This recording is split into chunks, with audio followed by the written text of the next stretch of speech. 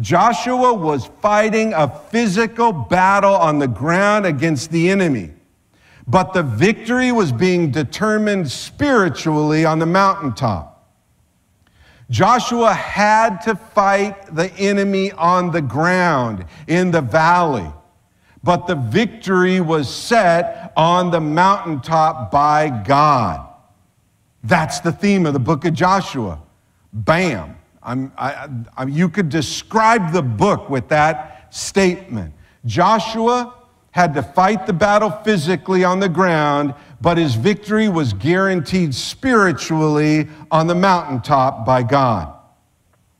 If you can grasp that, you'll see both sides of the truth of Joshua. You have a very real enemy who is very active in attempting to destroy your life, and there must be a battle fought against that enemy. However, your fighting of that battle is only appropriating a victory that's already been won on the mountaintop. That's what we see. If you'll learn that lesson, you will learn what I believe is the largest overall lesson of the book of Joshua. We fight the good fight of faith on the ground, right where you're at. We fight the good fight of faith on the ground, but our victory is already guaranteed on the mountaintop of Calvary.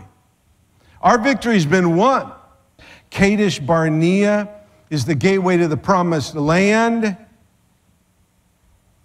and Kadesh Barnea is our gateway to the promised life. It is what we call a crisis of belief moment. You don't have just one, but most people have a big one, where you stand before God and you decide whether I'm going to follow God into an area that seems a little scary, or whether I'm going to stick with the bondage of sin that I'm used to.